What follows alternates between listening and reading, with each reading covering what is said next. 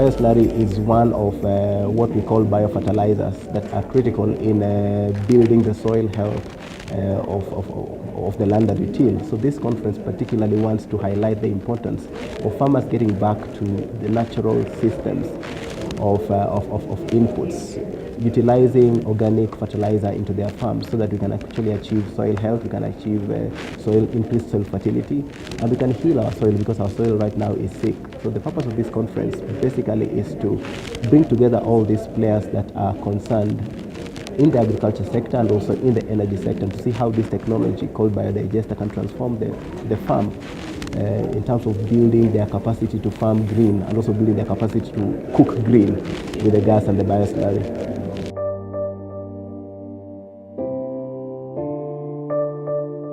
So there's a huge potential in Kenya. So there are mostly we are building biogas together with farmers and dairy farmers. So you need manure for the biogas installation. So there are more than 1.6 million smallholder farmers in Kenya. Up to now we have built 17,000 biogas installations in Kenya.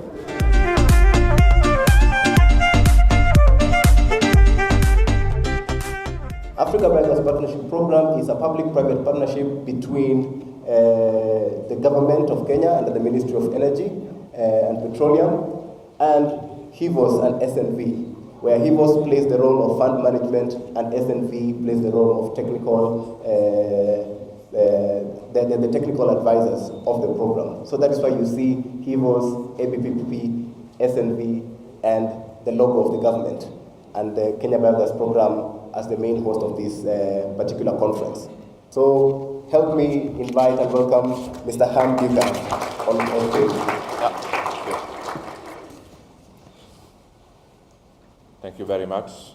The Director of Renewable Energy, Mr. John Maina, all other directors who are here from the different state departments like livestock and agriculture, all other partners, NGOs, the biogas entrepreneurs, farmers, all protocol observed. Thank you for coming here this morning. It's my honor and great pleasure to welcome you on behalf of HIVOS and SNV on the first Kenya National Bioslurry Extension Conference. The initiative of this program was taken by our Kenyan Biogas program and the national implementer of the African Biogas Partnership Program, which is currently running in 5 countries, and Kenya, Ethiopia, Tanzania, Uganda, and Burkina Faso. In Africa, we have 70,000 biogas installations at the moment, so reaching 350,000 people. And this has a total market value of $50 million. So what is the future of biogas? The market is huge. If you look at Kenya here, we have more than 1.6 million dairy farmers, and we have only 17,000, although it's a big achievement, but only 17,000 biogas installations. I don't say that the 1.6 million can all have a biogas installation, but it shows at least that there is a huge market potential in Kenya. And we see also much more. It's not only manure, but also other waste products who are added to the biogas installation. So in conclusion,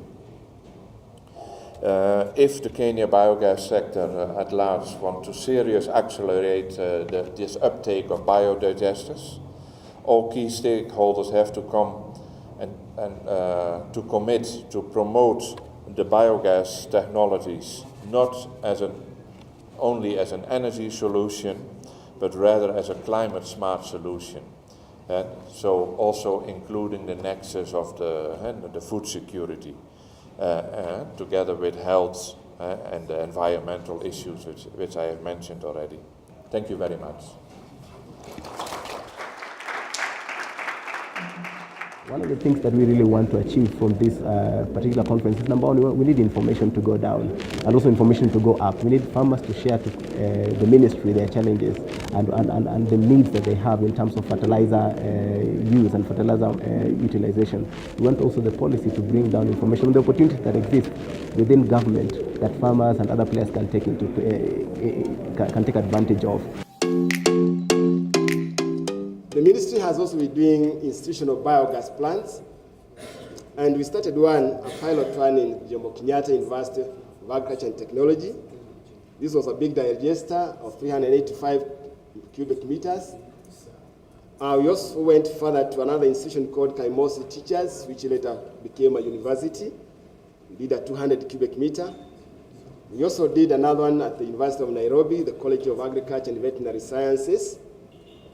And this, again, was a 120 cubic meter.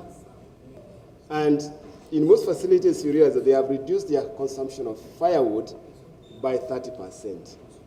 So it may not substitute completely, but 30% saving is good. There are some pillars which we feel are important towards adoption, and one of them should be the enabling government policies, including FAT, tax exemptions and standards. So since those ones are in place, then we should be able to improve the adoption. There is also need for focused advocacy. What I mean by focus is that not just advocating for the sake of it. So these institutions will champion the interests of the industry. And I'm happy to note that there is the Kenya Biogas Network, which we call BioNet, and which is also supported by SNV. And I believe this is a good beginning.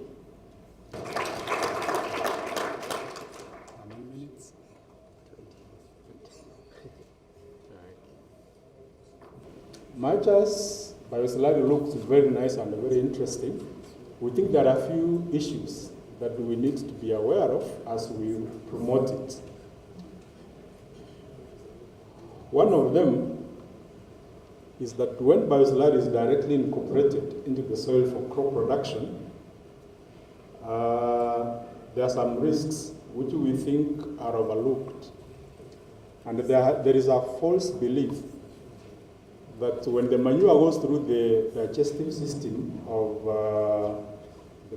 the digestive system for production of biogas, then all pathogens that are present in the manure are actually killed and they don't survive.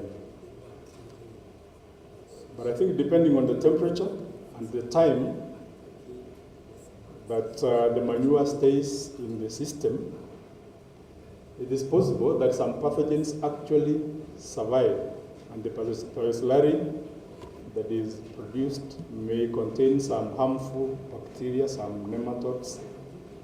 Then the last policy option is that the national government, in collaboration with the county governments, will provide capacity to promote organic farming for sustainable crops, livestock, and fisheries production.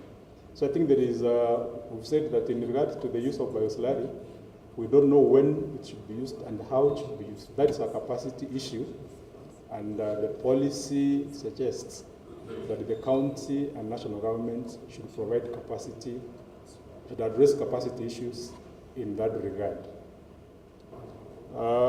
Which policy suggestions does it make? One is that there is an urgent need to reduce the rate of emissions from livestock manure. Secondly, we need to formulate and support programs that promote the development and use of low-emission technologies to manage livestock manure, for which the biogas technology is definitely one of them.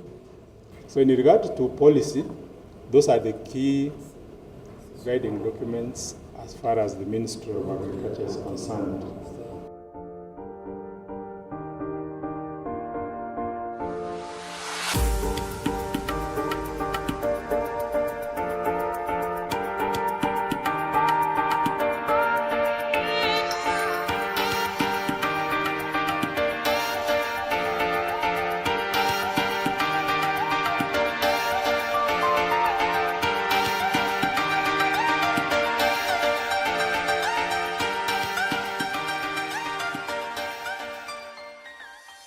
I have a question concerning the coffee. The bioslurry is not only replacing the NPK, it is also increasing the soil quality, and it is probably also giving better coffee. What do you know about this? And we have cases from Latin America and also a few from East Africa, whereby you see amazing results in terms of the quality of the coffee and the quantity of the coffee. So if it's applied in a proper way at the right time, the slurry does wonders on coffee plants. For your example, we have a study book from BIOGAS that compiled many cases. There are also coffee cases in there, so I would like you all to read that booklet. Our colleagues in Uganda did also some field studies on slurry application on coffee. That study we can share as well. Yeah, both on quality of coffee and the quantity of the coffee, it has very good results. I hope that's a bit of your answer, Ernest. Thank you. I'm going to take you through the biodigester sector in Nakuru County and how we are doing. As a case study, I'm here to represent the Council of Governors. This is quite interesting. The BioGas Limited company that is actually producing 2.8 megawatts of energy in Naivasha by use of the biodigesters. And they're using flower cuttings from horticulture farmers and vegetable waste to produce all this amount of energy. It is something to behold and something for us as Nakuru to be proud of. We also need to have the baseline studies. This will cut across all the counties, and this is an idea that I'm also going to send it to the Council of Governors for us to know where are we in terms of the usage of this technology.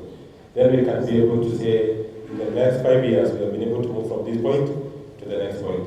This must be concerted effort of all of us as stakeholders to ensure that counties are able to develop sanitary landfills and harness the advantage of modern ways of disposing solid waste. Thank you and God bless. Well, I would like to get a quick reaction to engineer's presentation.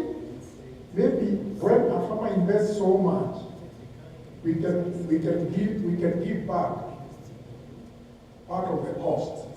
This one will definitely promote production of the biogas.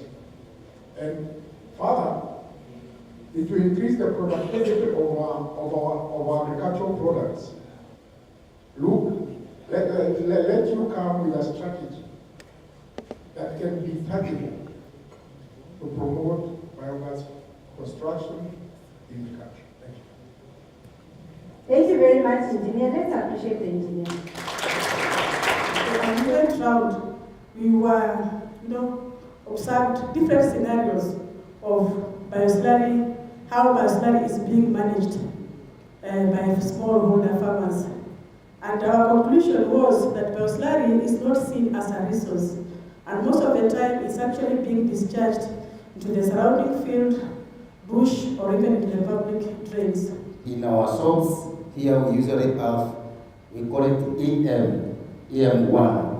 With the EM1, you can use it to improve your compost. We need more research to be done on this bioslurry, on how to improve the compost quality. We usually invite farmers, which we call field days, to come and evaluate and see for themselves which treatment or which farmer who put very little or too much, which performed better. As we do our research, they also run with us.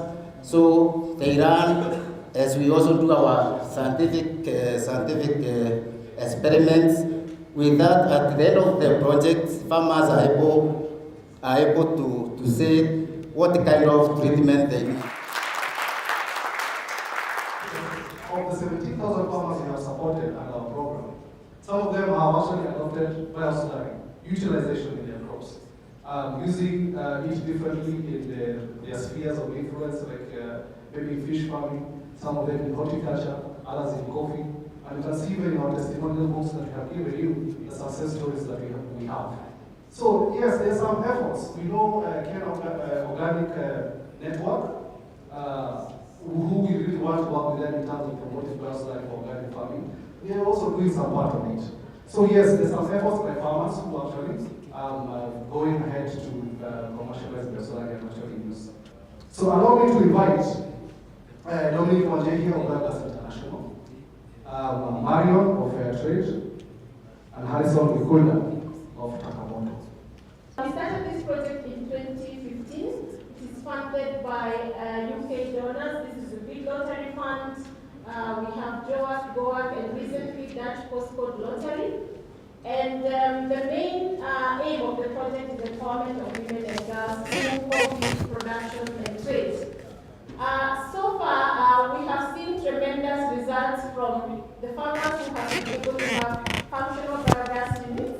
They've been able to apply this slurry in their coffee plantation. And for the women under the support of the agronomist Jennifer, they've been able to use this slurry for production of horticultural crops, there is passion fruits, and the African indigenous vegetables. I would like to invite the researchers to come over, work with the women. This is the 450 women farmers who have biogas units at Kamgetun and Kapkiai cooperative societies, and document the real benefits as per your question in terms of how much saving are they making from the use of slurry versus synthetic fertilizers. Thank you. So let's move to Dominic. Dominic at BIOGAS International, we know that you have actually worked with several projects. Just to mention about a few, maybe IFA and maybe others that you have worked with. But what is the extension agenda when it comes to installation of your biodigesters? Okay, I think like most people, we got into biogas because we were looking at the gas. What happened, we stumbled onto the fertilizer. It wasn't a priority in the beginning, it was just there. And again, it was drained away onto the side. It wasn't considered, a product. Because we were designing our systems to be out in the sun, as we changed models and kept on as we were upgrading, testing different sizes and shapes, 2 avocado trees that actually died, they were just dry stalks remaining, they had some fungus or something. They suddenly came alive, and they shaded the area where we were testing the digesters. So we had to move them. We had to move our test area. And again, another avocado tree that is still where it also died, it suddenly came alive as well. And so we realized, okay, there's more to this biogas story than just the slurry. Now, this was during the R&D stage of our technology. We also noticed that when we were going and site visiting all of our clients, again, their slurry was just draining off onto the site. They weren't using it at all. So we learned by then how important it was and how beneficial it was. So we actually redesigned our packaging. We couldn't convince, because our system is portable, and we like to get it in there in a few hours and get out of there once it's installed. There was no way to carry a drum with you. So what we did was we completely redesigned our packaging. So the actual bag that the system comes in, we made it a cubicle water-sealed bag that we would then dig a hole on the outlet side of the digester. And by force, the slurry would not be able to drain away when it was collected. And that's when we noticed the farmers beginning to now, the use of the digester, started to use the fertilizer.